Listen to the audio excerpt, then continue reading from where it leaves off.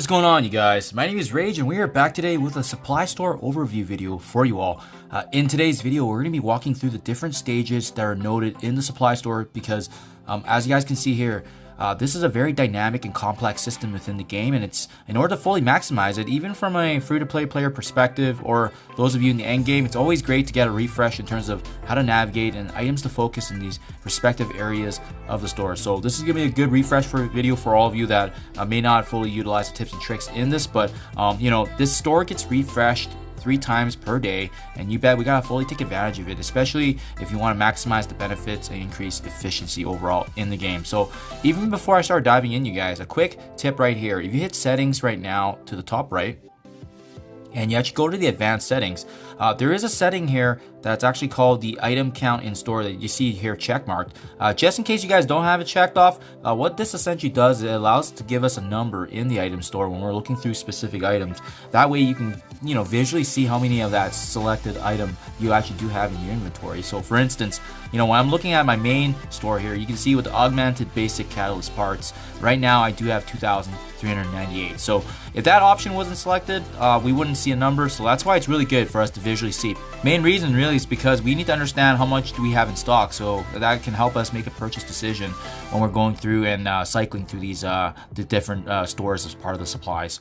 So that being said, you guys, we'll start off with the main and move down to all the different tiers, as well as what you should be focusing on, especially if you're starting out in the game, whether or not you're in the mid game or as well as the late game. So for me personally right now in the end game, we should be focusing on building these teal gear materials. So that's anything in the green here, and personally I wouldn't recommend buying any of these catalysts there just because they are quite pricey. For 4 pieces it's 240k. What I generally aim for is these pieces on the right, which is more limited, right? Augmented isochronal compounds, and you see the other mini uniques as part of it, but generally it's anything that I have that's usually from 50 to 100 that I like to focus on, especially since I am preparing my my characters for Dark Dimension 5.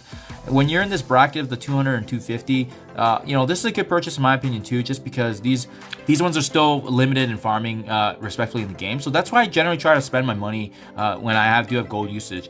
That being said, as you guys are going down, there's going to be some orange gear here, and personally I wouldn't recommend buying anything orange unless it's the unique. So that's in any time you have these superior adamantiums or other superior gear.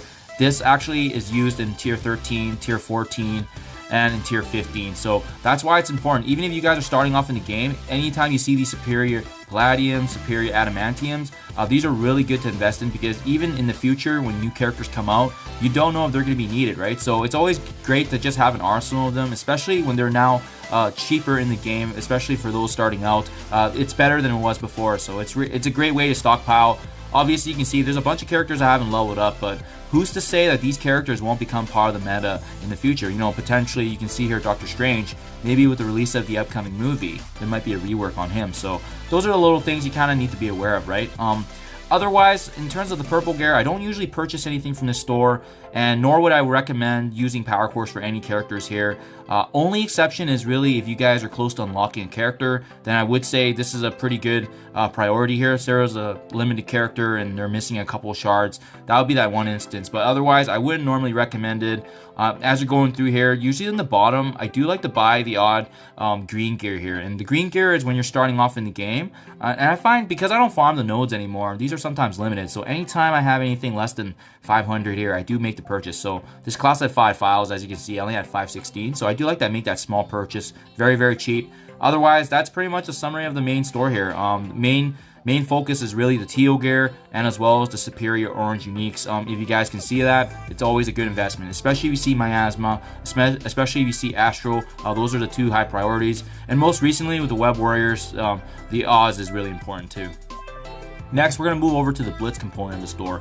And this is usually the most readily available credit in the game, just because of how frequent the blitzes are. And you can see I have amassed over 230,000 right now, and it's a great way to get characters too.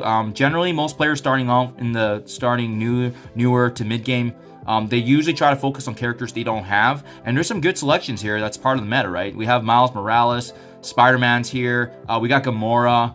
They're all really powerful characters even in the end game right now, so those are the ones I would recommend. Luke Cage is part of the Heroes for Hire war meta, so I mean, there's some really good additions here in the game as of late. But yeah, otherwise, once you max those out, generally I am just saving it whenever there's a new character. Conversely, you can also use this to actually open the Blitz orbs here to the left, and generally what happens is always a limited time character, right? So in this case, it is Shang-Chi right now. I would recommend using that there. You can use the credits there as well, but just keep in mind that with Shang-Chi, usually the premium character that's selected there is generally going to be released in the next rotation. So he's going to be added, and you bet I'm just going to go full ham with the credits being used on him. I don't like taking that chance here because there's a chance you get duplicates, and honestly, it's a waiting game at this point, and I'm patient. Next, we got the raid store here, which in my opinion is actually the second most heavily favorited store because you get these credits again every day from doing raids, and as well there's some pretty powerful characters now that's been added to the game. I also like the store because this is my go-to store for any kind of top-up gear on orange and as well as purple. I find with purple I'm usually lacking quite a few pieces, but I've been able to build up my arsenal once again here. But you know, you can see here the selection for the purple is quite good. I don't usually buy any of the blues here, but purple is definitely the main priority. If you see anything lacking, anything usually less than 1,000 for me, I try to top up here. As you can see, they're in good supply, and as well, like I said, if you need any orange gear, this is a good place to actually select it and focus in on. But let's not forget about the main characters that you can actually get here. Unfortunately, only 4 different characters are rotated throughout the day 3 times, like I said, but you can get a good sense of these characters. So if you go to orbs here and you actually hit get here, hit the additional eye for detail, random shards, and this is going to give you a breakdown of all the characters involved. And like I said, there's some good characters right now. Most recently, Cloak is a very strong and powerful endgame character. He's been recently added, so you can take your chance here and actually use the orb to randomly get a chance to get them. Sharon Carter is also an endgame character. I almost got her, as you can see there in the 7. Baron Zemo is very powerful. So even when you're starting off in the game, this is a really good store to just get you smooth progression while you're trying to get through the game, right? But there's some powerful characters now. Otherwise, if you're patient, I would just wait for these characters to show up here and actually be able to purchase them. Otherwise, you can always use the credits for the orbs there, and that's a really good way to actually achieve that as well. Next, we have the arena store, and now with the arena store, it is losing power because you generally have to be quite active in the arena to get these credits. And for me, if you guys have maxed out a lot of these characters here, there's not really anybody that's meaningful in terms of wanting to prioritize once you're in the mid game. When you're starting off, there's a couple that can add value. You know, for instance, you're going to need at the beginning to get the Asgardians if you want to unlock Black Bolt, ultimately using them to unlock Ebony Maw. So you're going to need Heimdall there, right? So same with Crystal. Crystal's part of the Inhumans. Corvus Glaive used to be powerful with the Black Order, but now they've definitely fallen off quite a bit. Scream is with the symbiotes, but again, they've fallen off a lot on the ladder board as well in terms of the Web Warriors taking over Doom. So I mean, really the key characters here is probably Phyla-Vell and Shatterstar, but even with them, they're losing value. So for me, I don't actually purchase them anymore, even though I don't have them in 7 yellow. I personally just go with the training modules because this is something I'm continually needing. It's also a scarce resource. If you guys don't feel comfortable with just purchasing anything from the store, keep in mind you can also use it to actually get these arena orbs. And again, hit the eye for additional details. You can see what's going on in these orbs here by hitting the little eye, and you can see the breakdown of the additional drops here. It's a good way to get additional training gear, as you can see here, and as well there's also actual shards. So I'm just going here, uncommon shard drops. So you can see there, you can also get a chance of getting them as well. But like I said, this gives you a more higher than what you buy. But honestly speaking, there's not really too many characters to really be bragging about here. Colleen Wing is the promotion, so which means she's going to be added into the next rotation. So just keep that in mind.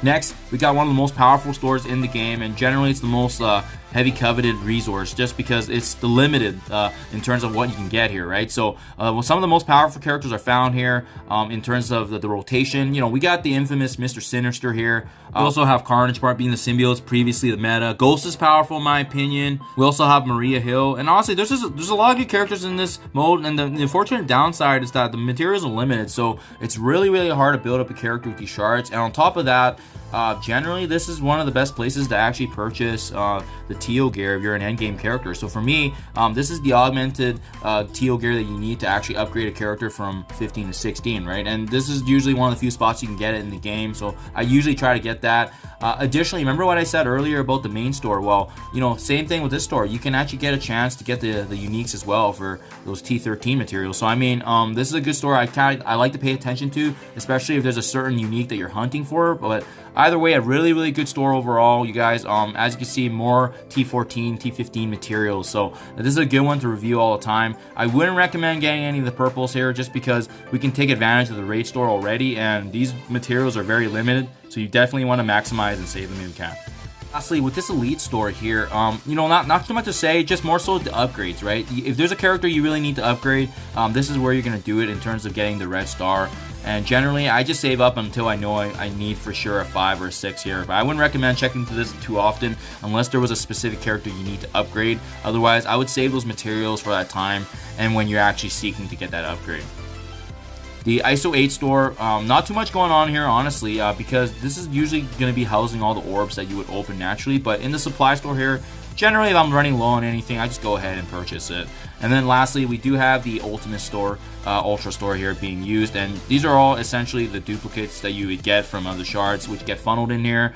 This is a decent store actually for purples, but again, like, I'm just saving it up in the hopes that they update the store even more, because you can see there, I just saved up my credits and I haven't really used them too much there, right? So and then lastly, the costume store is really self-explanatory. You get these credits from certain events in the game, and really you get a chance to actually unlock some really cool skins if you guys get a chance, right? So very nice. You know, they add some really notable figures, as you can see here, and it does add like a nice edge in the game for aesthetically. But yeah, that's the quick basic rundown, you guys. Things I hope you guys can get from in terms of being able to streamline the store a little better. It's like I said, it's very detailed, but if you take the time to get through it, it's gonna help streamline the game and really get you into a flow, especially when you understand when the store resets.